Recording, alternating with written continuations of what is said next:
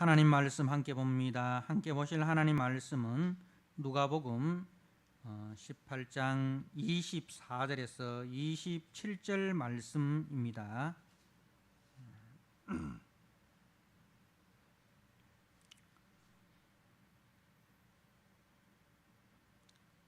(24절) 말씀, 예수께서 그를 보시고 이르시되 재물이 있는 자는 하나님의 나라에 들어가기가 얼마나 어려운지 낙타가 바늘 끼로 들어가는 것이 부자가 하나님의 나라에 들어가는 것보다 쉬우니라 하시니 듣는 자들이 이르되 그런즉 누가 구원을 얻을 수 있나이까? 이르시되 무릇 사람이 할 수 없는 것을 하나님은 하실 수 있느니라. 아멘. 이 시간 할렐루야 찬양대가 영상으로 하나님 앞에 찬양 드립니다. 찬양 가운데 우리 성도님들도 많은 은혜 있으시길 바랍니다.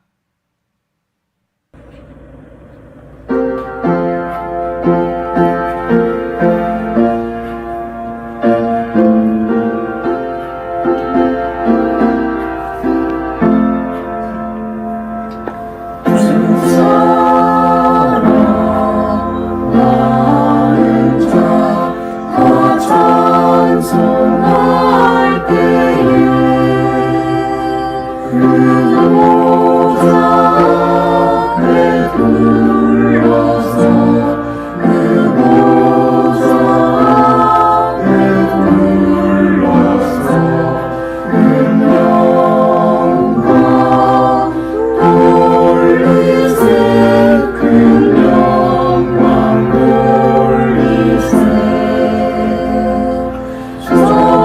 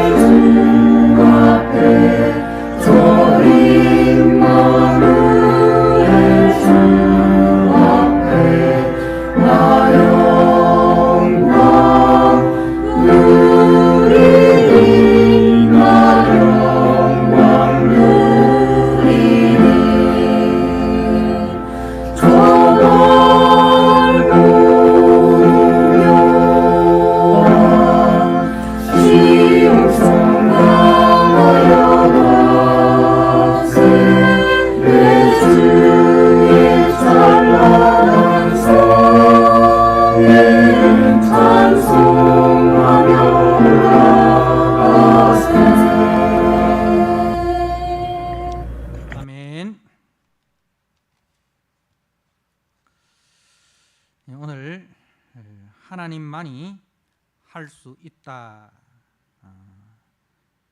라는 말씀의 제목, 27절 말씀에 무릇 사람이 할 수 없는 것을 하나님은 하실 수 있느니라. 이 말씀 제목으로 함께 은혜를 나누도록 하겠습니다.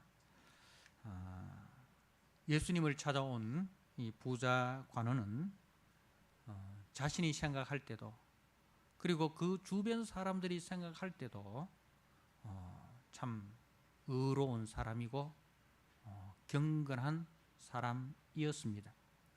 그는 스스로 자신에 대해서 어려서부터 율법을 다 지켜 행한 자라고 자부하였습니다.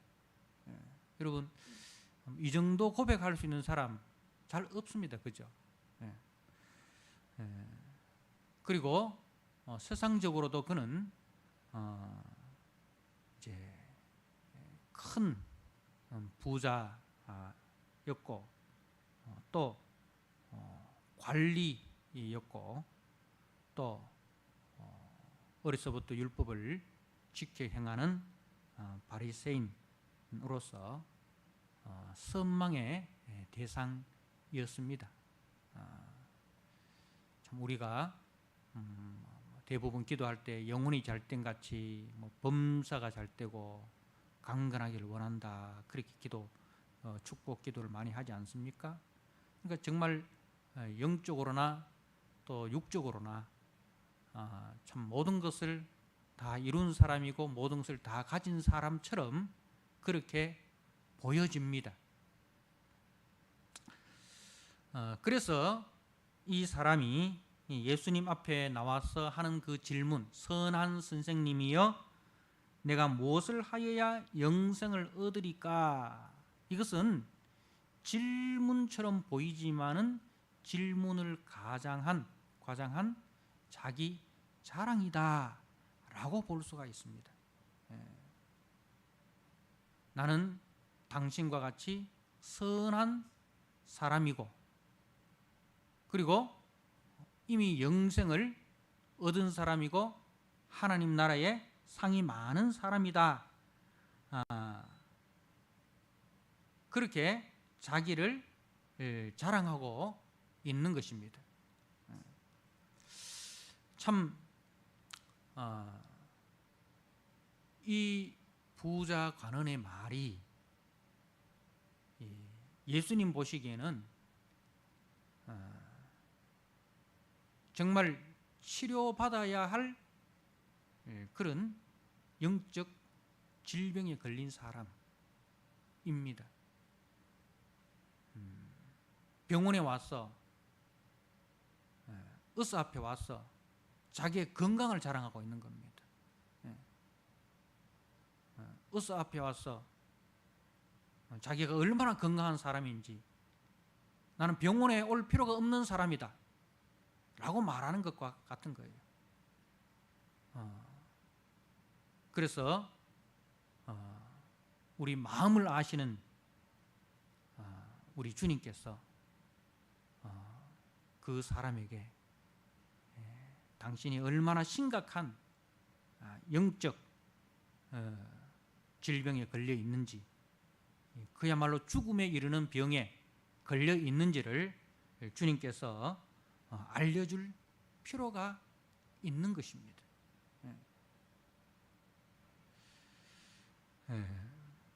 이제 주님은 부자 가난의 영적인 실상을 밝히 드러내십니다. 계시록 3장 17절에 라오디게아 교회를 향하신 주님의 말씀을 우리가 압니다. 그 라오디게아 교회가 주님 앞에 이렇게 자랑하지 않습니까? 네가 말하기를 나는 부자라 부요하여 부족한 것이 없다. 이 라오디게아 교회가 주님 앞에서, 사람들 앞에서 자랑을 하는데 뭐라고 자랑합니까? 나는 부자라, 영적으로 또 물질적으로 부요한 사람입니다. 그래서 영적으로 육적으로 부요하여 부족한 것이 없는 사람입니다. 없는 교회입니다. 그런데 주님이 그 라오디게아 교회를 향해서 하시는 말씀이 무엇입니까? 교회를 진단하신 그 주님이 네 공고한 것과 가련한 것과 가난한 것과 눈 먼 것과 벌거벗은 것을 알지 못하는도다. 영적인 진단자이신 주님이 보실 때에 라오디게아 교회의 실상은 자신들이 생각하고 자신들이 진단하는 것과는 완전히 상반된 그런 진단을 하고 계신 것입니다. 이 말씀이 부자 가난에게 딱 적용되는 말씀이다 할 수 있습니다. 여러분, 율법의 본질은 죄를 깨닫게 하는 것이고, 그래서 그 죄를 깨닫고 구주 되시는 주님을 영접하게 하는 그 역할이 율법의 본질입니다. 어느 누구도 감당할 수 없는 그 하나님의 완전한 의를 주님의 말씀 속에서 깨닫게 해 주셨습니다. 그래서 주님이 네게 있는 것을 다 팔아 가난한 자에게 주고 나를 따르라, 그렇게 우리 주님께서 말씀하시지 않습니까? 22절 말씀에 예수께서 이 말을 들으시고 이르시되 네게 아직도 한 가지 부족한 것이 있으니 네게 있는 것을 다 팔아 가난한 자들에게 나눠주라. 그리하면 하늘에서 네게 보화가 있으리라. 그리고 와서 나를 따르라.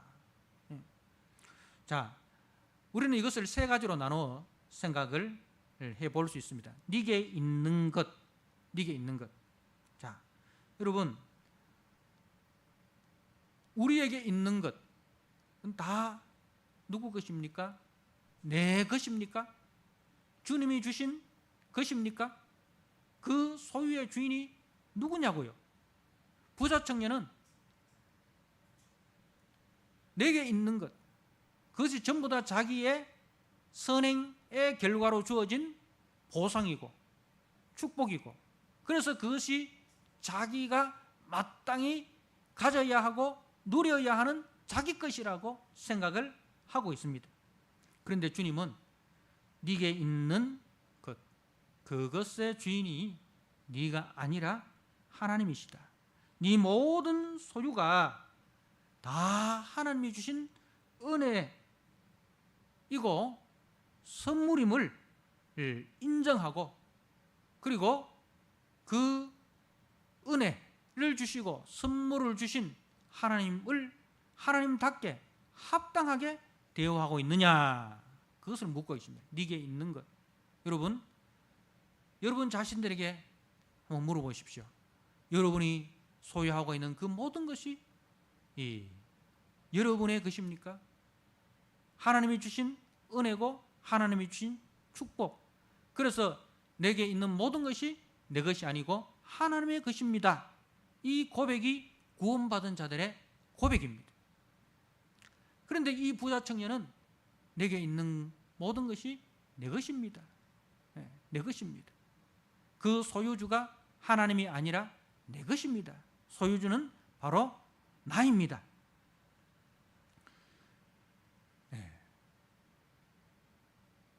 거기에 대해서 주님은 네 모든 소유가 네 것이 아니라 그 소유주는 하나님이라는 것을 분명히 말씀을 하십니다. 자, 그리고 두 번째로 다 팔아 가난한 자에게 주라 하셨습니다. 하나님이 요구하시는 이웃 사랑의 수준이 어느 정도인가? 주님께서 그 부자 관원에게 20절에 네가 계명을 안 하니 간음하지 말라, 살인하지 말라, 도둑질하지 말라, 거짓 증언하지 말라, 네 부모를 공경하라 하였느니라. 10계명의 후반부죠. 이웃 사랑에 관한 말씀입니다. 그런데 그 이웃 사랑이 어느 정도 해야 하나님이 만족하시는 이웃 사랑인가? 우리가 마태복음 22장 39절에 10계명을 이렇게 요약하고 있습니다. 10계명을 어떻게 요약합니까?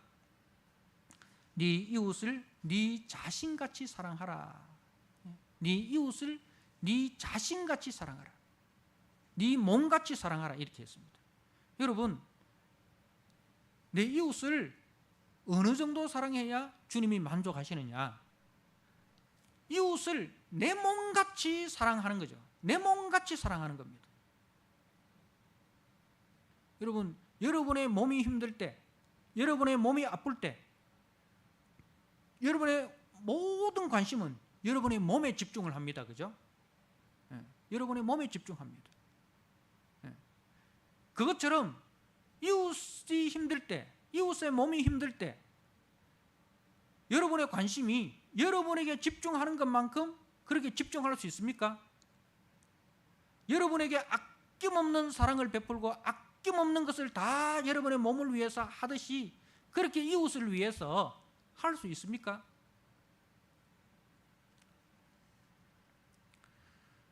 주님이 요구하시는 수준은 이것입니다. 네 이웃을 네 몸같이 사랑하라.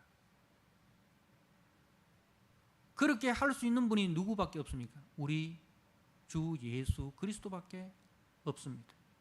주님은 하나님의 원수된 하나님의 진노 아래에 있는 하나님을 반역하고 떠나 하나님의 진노와 하나님의 원수가 된 우리들을 위하여 하늘의 영광을 내려놓으시고 이 땅에 낮고 천한 사람의 몸으로 성육신하셔서 친히 우리의 대속주가 되어주셨습니다. 우리의 죄값을 위하여 자기 몸을, 자기 생명을 내어주셨습니다. 그리고 그 십자가 위에서도 기도하시기를 아버지여 저들의 죄를 사하여 주옵소서. 저들이 하는 것을 알지 못합니다. 우리가 하는 그 모든 죄를 부지 중에 지은 죄로 간주하시고 그리고 도피성이신 자기 몸을 내어주셨습니다. 그래서 누구든지 도피성이신 예수께로 들어오는 자에 대해서 죄 없다 하시고 의롭다 하여 주시는 내 이웃을 내 몸같이 사랑하신 그 삶을 우리 주님밖에 살 수 없는 것입니다. 우리는 단지 이 가난한 사람들을 위해서 몇 푼의 돈을 주고 물질을 나눠주는 것으로 우리는 이웃사랑을 실천했다. 그것은 착각입니다.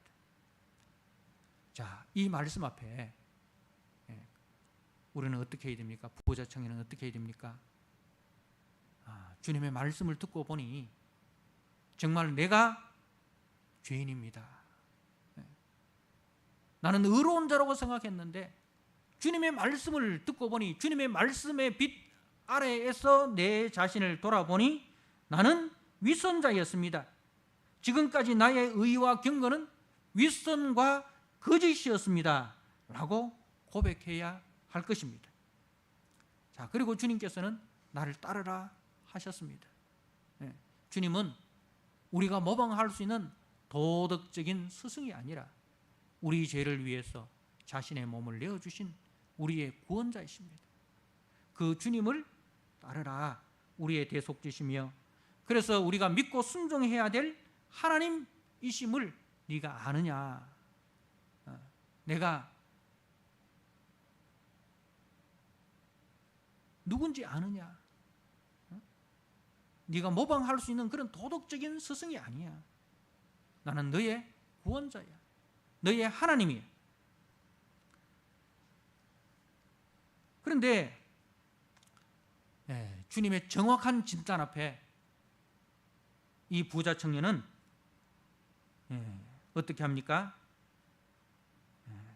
23절에 그 사람이 큰 부자이므로 이 말씀을 듣고 심히 근심하더라. 큰 부자이므로 이 말씀을 듣고 심히 근심하더라.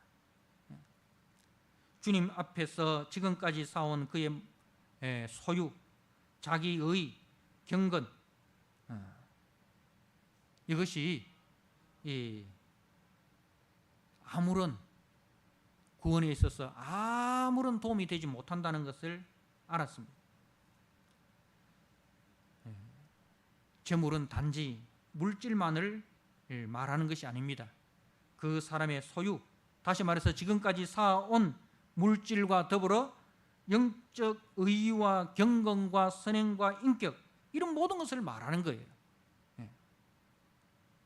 이런 것이 많을수록 하나님 나라에 들어가기가 힘든다. 이런 것이 자기 자랑할 것이 많은 사람일수록, 자기가 소유한 것이 많고 자기 자랑할 것이 많은 사람일수록 하나님 나라와는 더욱더 거리가 멀어진다는 것입니다.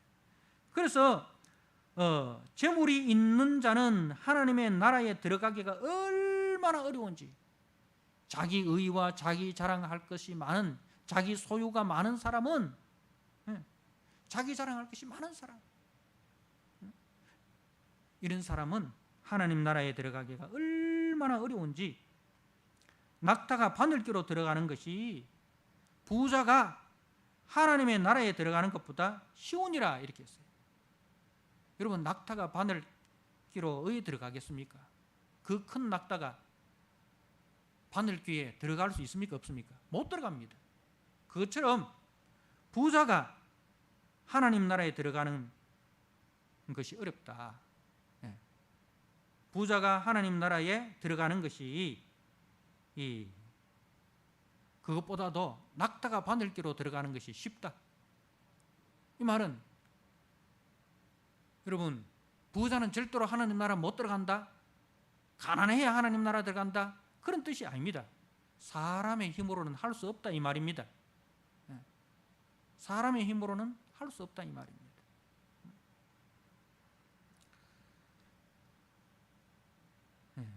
자기가 이루어온 것, 자기 것이라고 생각하는 것에 대한 집착과 애착이 많을수록, 그리고 의롭고 경건하게 살았다고 생각하는 사람일수록, 이를 위해서 눈물겨운 노력을 한 사람일수록, 지금까지 살아온 그 삶의 의미와 가치를, 그 삶 자체를 부인해야 하기 때문에, 내려놓아야 할 것이 많기 때문에 힘든다, 이 말입니다. 자, 이 말을 들은 제자들의 반응이 무엇입니까? 듣는 자들이 이르되 26절에 그런즉 누가 구원을 얻을 수 있습니까? 자, 이 부자가는 또 구원을 얻을 수 없다면 누가 구원을 얻을 수 있습니까? 자, 누가 구원을 얻을 수 있습니까? 여러분,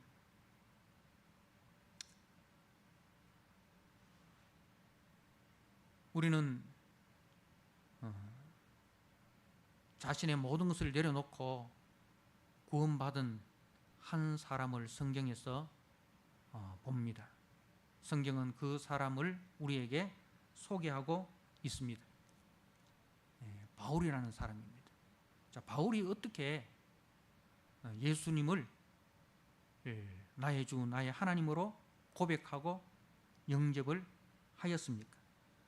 바울은 이 부자 가난과 비슷한 부분이 참 많은 사람입니다. 이 바울이 어떤 사람인지 우리가 한번 보시기 바랍니다.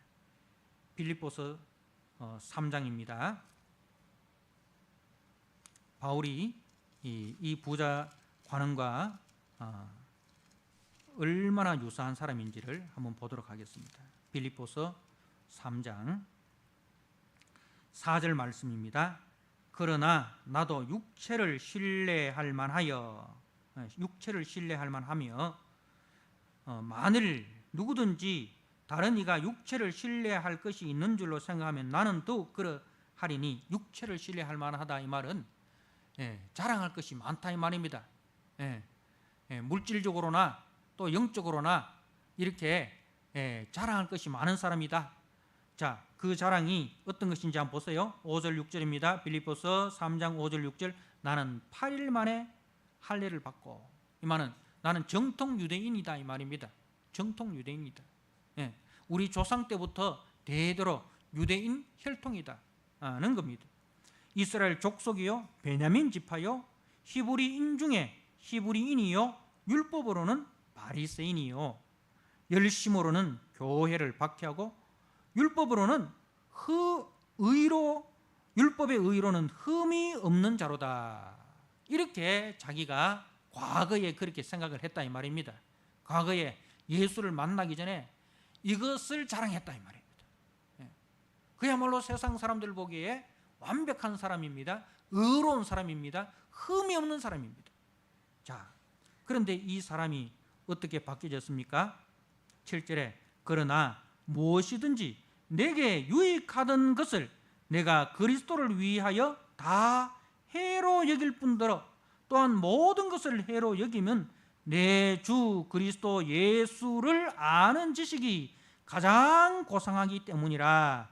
내가 그를 위하여 모든 것을 잃어버리고 배설물로 여김은 그리스도를 얻고 그 안에서 발견되려 함이니 내가 가진 의는 율법에서 난 것이 아니요 오직 그리스도를 믿음으로 말미암은 것이니 곧 믿음으로 하나님께로부터 난 의라. 자, 여러분 이 말씀을 자세히 한번 보십시오. 자, 이렇게 예수님을 만나기 전에는 이런 자랑을 했던 사람인데, 자, 그러나라고 했죠. 그러나 이 그러나에 무엇이 들어있는지, 무엇이 이 사람의 인생관, 가치관을 바꿔 놓았는지 이 6절과 7절 사이에 어떤 일이 있었는지 여러분 아십니까? 자, 우리가 사도행전 26장 말씀을 한번 보시기 바랍니다.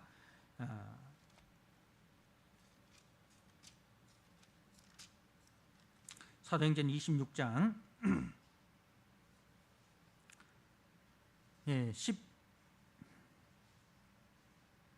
11절 말씀. 또 모든 회당에서 여러 번 형벌하여 강제로 모독하는 말을 하게 하고 그들에 대하여 심히 격분하여 외국 성에까지 가서 받게 하였고 그 일로 대제사장들의 권한과 위임을 받고 다메섹으로 갔나이다.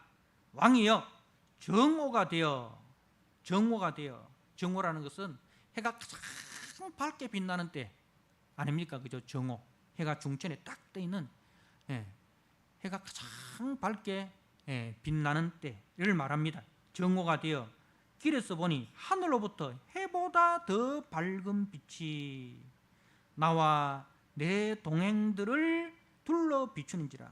자, 정오는 해가 가장 밝게 빛나는 때인데, 그런데 그때 이 해보다 더 밝은 빛이 이 바울과 바울의 그 일행을 둘러 비추었다는 거죠. 그러면서 어떤 일이 일어납니까? 14절에 우리가 다 땅에 엎드러지며 해보다 더 밝은 빛 앞에 모든 사람이 엎드러집니다. 그때 소리가 들립니다. 내가 소리를 들으니 히브리 말로 이르되 사울아 사울아 네가 어찌하여 나를 박해하느냐? 가시체를 뒷발질하기가 네게 고생이니라. 내가 대답하되 주님 누구십니까? 주께서 이르시되 나는 네가 박해하는 예수라.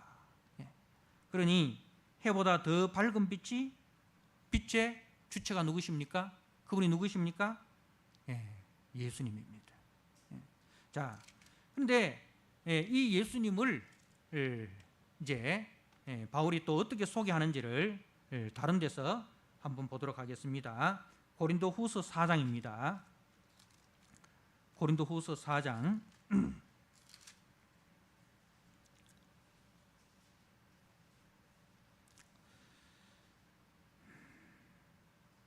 6절 말씀. 어두운 데에 빛이 빛이라 말씀하셨던 그 하나님께서 어두운 데에 빛이 빛이라, 이거는 창조의 빛입니다. 그죠? 창조의 하나님께서 그 어두운 가운데 있는 세상에 빛을 비추셨습니다. 자, 그 창조의 능력을 가지신 하나님께서 예수 그리스도의 얼굴에 있는 하나님의 영광을 아는 빛을 우리 마음에 비추시니라. 그 창조의 빛이 이제는 예수 그리스도를 통해서 우리에게 비쳤다는 거죠. 예수 그리스도의 얼굴에 있는 하나님의 영광을 아는 빛이 우리 마음에 비추시니라.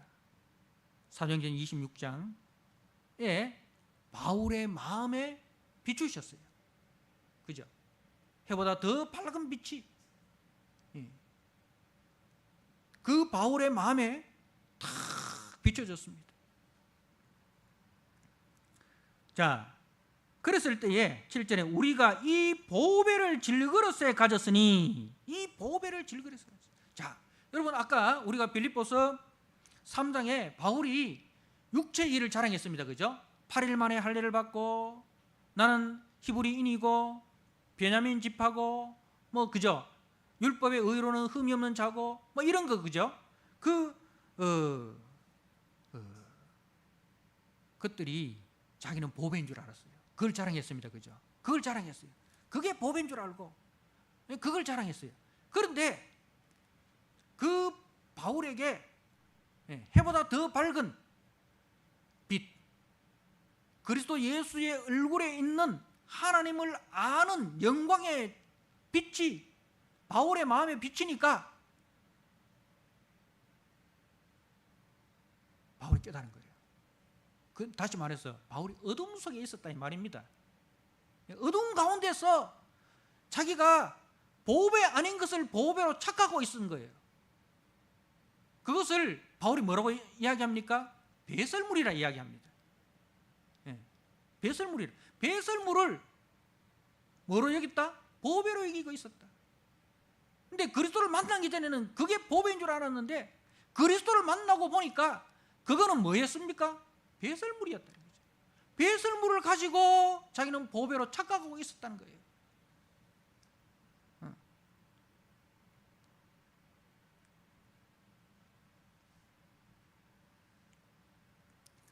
근데 그리스도를 만나고 나니까 그것이 보배가 아니고 그것은 배설물이고 그리스도가 진짜 보배. 그래서 그 마태복음 13장에 보화를 발견한 사람이 어떻게 했습니까? 자기 것을 다 팔아서 그 보화를 소유하지 않습니까? 그죠? 밭에 감추인 보화 이야기, 그죠? 밭에 감추인 보화 이야기, 그 이야기 아닙니까? 보화 대신 그리스도를 발견한 사람이 그 그리스도를 얻기 위해서 자기의 모든 것을 다 그리스도를 위해서 희생하고 헌신하는 그것을 우리에게 보여주고 있습니다. 누가 구원을 받을 수 있겠습니까? 사람의 힘으로는 어느 누구도 구원을 받을 수 없습니다. 저렇게 의롭고 경건한 사람, 어느 부분으로 봐도 부족한 것이 없는 저 탁월한 사람이 구원을 받을 수 없다면 과연 누가 구원을 받을 수 있단 말인가? 사람들의 탄식이죠. 야, 저 사람이 탈락되면, 저 사람이 탈락되면 누가 과연 합격을 하겠는가? 그래서 우리 주님은 사람으로는 할 수 없다. 사람으로는 할 수 없다. 인간의 어떤 수단과 인간의 어떤 노력으로도 하나님의 자녀가 되고 구원을 받는 것은 불가능하다. 하나님만이 하실 수 있다. 하나님 어떻게 하셨습니까? 하나님께서 하시는 일을 보십시오. 자, 하나님께서 하시는 일이 하나님도 그냥 구원하는 게 아니에요. 하나님께서 우리를 구원하시기 위해서 그 아들을 세상에 보내셨습니다. 그리고 그 하나님이 맡겨주신 구원의 일을 위해서 지금 예수님께서 어디로 올라가고 있습니까? 예루살렘으로 올라가고 있습니다. 예루살렘으로 왜 올라갔습니까? 십자가에 못 박히시기 위해서, 우리 죄를 위해서 자신의 몸을 십자가에 대속제물로 내어주시기 위하여, 그 일을 위하여 지금 예수님이 올라가시는 거예요. 자, 마태복음 18장으로 다시 돌아가서 31절 말씀을 보십시오. 예수께서 12제자를 데리시고 이르시되, 보라, 우리가 예루살렘으로 올라가노니 선지자들을 통하여 기록된 모든 것이 인자에게 응하여야 하리라. 여러분, 예수님께서 예루살렘에 올라가시는 그 이유가 선지자들을 통하여 기록된 모든 것이 응하여야 하리라. 선지자가 뭐라고 기록하고 있는지 여러분 이사야서 53장 말씀을 한번 보시기 바랍니다. 선지자가 무엇이라고 기록하고 있는지 이사야 53장 말씀을 같이 한번 보도록 하겠습니다. 이사야 53장 4절에서 5절입니다. 그는 실로 우리의 질고를 지고 우리의 슬픔을 당하였거늘 우리는 생각하기를 그는 징벌을 받아 하나님께 맞으며 고난을 당한다 하였노라. 그가 찔림은 우리의 허물 때문이요 그가 상함은 우리의 죄악 때문이라. 그가 징계를 받음으로 우리는 평화를 누리고 그가 채찍에 맞음으로 우리는 나음을 받았도다. 그가 채찍에 맞음으로 우리가 나음을 받았다. 단지 우리의 어떤 육체적인 질병이 치유되었다는 게 아니에요. 영원히 치료될 수 없는, 아무도 치료할 수 없는, 세상의 어떤 방법으로도, 세상 어떤 힘으로도 치료할 수 없는 이 영적인 죽음을 주님께서 치료하셨다 이 말입니다. 여러분, 이스라엘 백성들이 홍해를 건넜습니다. 그리고 물이 없어 원망을 합니다. 그때 쓴물을 만났습니다. 그때 백성들이 물이 쓰다고 또 원망을 합니다. 그래서 하나님께서 모세에게 한 나무를 가리키시고 그 나무를 그 물 속에 던져 넣으니 그 물이 달게 되어서 사람들이 마셨습니다. 그리고 이제 엘림에 도착하게 하셨죠. 12생과 70그루의 종려나무 가운데에 머무르게 하시면서 하나님께서 하시는 말씀이 뭐라고 하셨냐 하면은 나는 너희를 치료하는 하나님이라 이렇게 했어요. 나는 너희를 치료하는 하나님이라. 여러분, 이 치료가 뭔지 아십니까? 단지 우리 감기 고치고 우리 아픈 거 고치는 그 수준이 아닙니다. 그 원망의 쓴뿌리, 이 죄의 결과로 말미암아 하나님을 알지 못하고 하나님의 은혜를 알지 못하고 끊임없이 하나님에 대해서 대적하고 하나님에 대해서 원망하고 하나님에 대해서 불평하는 그 쓴뿌리, 이 죄의 쓴뿌리를 치료하는 하나님. 치료는 바로 이 영적인 질병을 치료하셔서 우리로 하여금 항상 기뻐하라, 쉬지 말고 기도하라, 범사에 감사하라. 그런 수준의 인간으로 만드시겠다는 겁니다. 그런 수준의 인간으로 만드시겠다는 겁니다. 그게 치료하는 하나님이에요. 자, 예수님을 통해서 우리의 죄를 다 십자가에 못 박으시고 우리를 의롭다, 우리를 하나님의 자녀라 그렇게 인정해 주셨어요. 다시 말해서 코로나를 치료할 수 있는 유일한 약을 개발하셨다 이 말입니다. 예수님이 유일한 약입니다. 그런데 여러분, 약만 개발했다고 병이 낫습니까? 그 약에 대해서 사람들이 불신합니다. 이스라엘 백성들이 광야에서 원망을 하다가 불뱀이 나타나서 저들을 물었습니다. 자, 그래서 하나님께서 모세에게 놋뱀을 만들어 장대에 달아라 했어요. 놋뱀을 바라보는 자는 산지라. 놋뱀이 유일한 치료약입니다. 그죠? 그걸 가지고 예수님은 인자가 놋뱀이 달린 것처럼 인자도 들려야 하리라. 그 놋뱀과 예수님이 일체가 되는 거예요. 놋뱀이 그 물린 자들에게 유일한 치료약입니다. 그런데 사람들이 그 약을 안 믿어요. 그 약을 안 믿어요. 예수 그리스도가 인류의 유일한 구원자입니다. 하나님께서 인류의 유일한 구원자로 우리에게 내어주셨습니다. 그런데 사람들이 안 믿어요. 안 믿어요. 그런데 우리를 믿게 해주시기 위해서 누굴 보내셨느냐? 성령님을 보내주셨습니다. 성령님이 하시는 일이 예수님을 믿게 하는 그 일이 성령님의 일입니다. 그래서 어두운 데 빛이 있어라 하셨던 그 하나님께서 예수 그리스도의 얼굴에 있는 하나님을 아는 영광의 빛을 우리에게 비추셨느니라. 이게 누구의 사역이냐고요? 성령님의 사역. 그래서 예수님께서 내가 떠나는 것이 너희들의 유익이다. 왜? 성령이 오셔서 너희들을 진리 가운데로 인도하시리라. 성령님이 오셔서 우리를 진리 대신 예수 그리스도께로 인도하는 그 일을 하게 하신 거예요. 그래서 하나님께서 우리를 구원하시기 위해서 예수님을 십자가에 내어주시고 그리고 3일 만에 부활을 하심으로 예수님이 승천하시고 거기서 성령을 보내주십니다. 그래서 왜 성령이 오셔야 되느냐? 성령이 오셔서 성령께서 우리 어두운 마음에 바로 빛을 비춰주시는 거예요.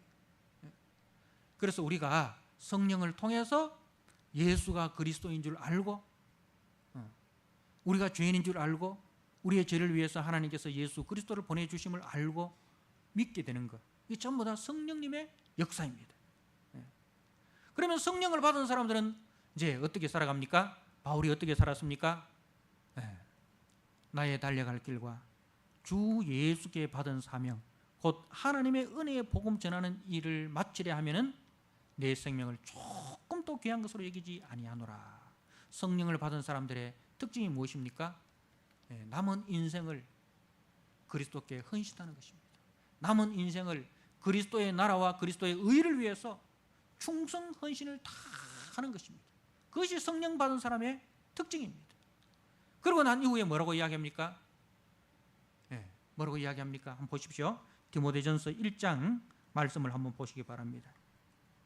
이 말씀을 읽고 마치도록 하겠습니다. 디모데전서 1장입니다.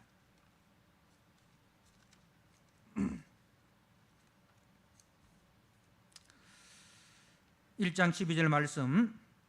나를 능하게 하신 그리스도 예수 우리 주께 내가 감사함은 나를 충성되이 여겨 내게 직분을 맡기심이니 내가 전에는 비방자요 박해자요 폭행자였으나 도리어 긍휼을 입은 것은 내가 믿지 아니할 때에 알지 못하고 행하였음이라.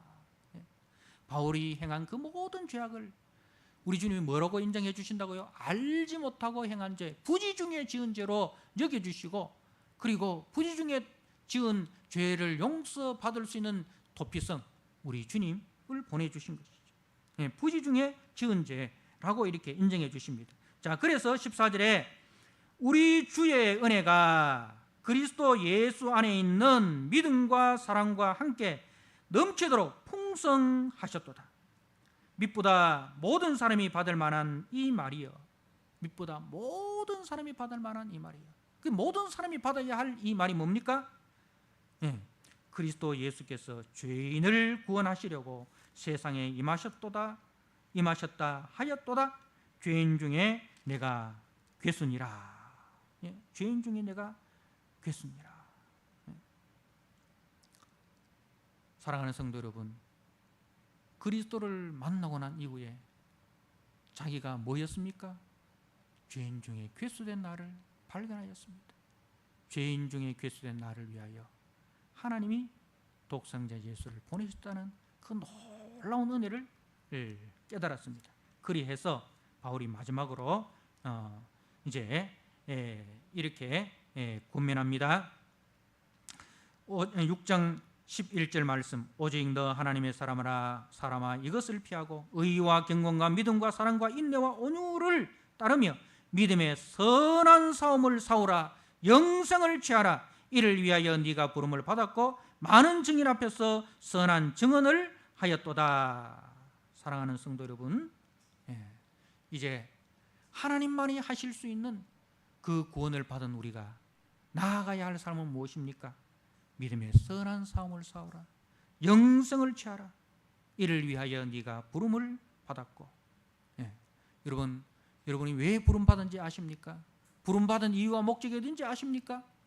영생을 취하기 위해서, 믿음의 선한 삶을 싸우게 하기 위해서, 성령의 열매 맺는 성도로 시험 받게 하기 위해서 여러분을 부르셨다는 사실을 꼭 기억하시고, 하나님만이 하실 수 있는 그 놀라운 은혜를 받은 우리 믿음의 성도들, 그 은혜 앞에 이 합당한 삶으로 우리가 살아가는 저와 여러분 되기를 주님의 이름으로 부탁드립니다. 아멘.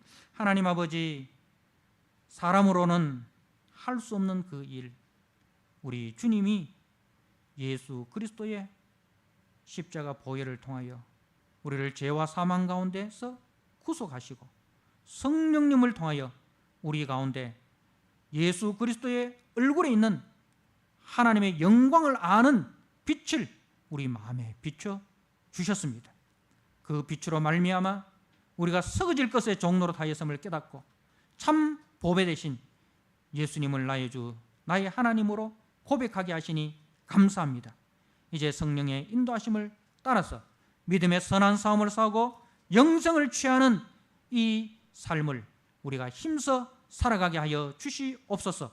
육체의 일이 아니라 성령의 열매 맺는 일에 힘써 우리가 충성하고 헌신하여 주님의 기쁨 되는 성도들 되게 하여 주옵소서. 예수님께 하신 이름으로 감사하며 기도드리옵나이다. 아멘.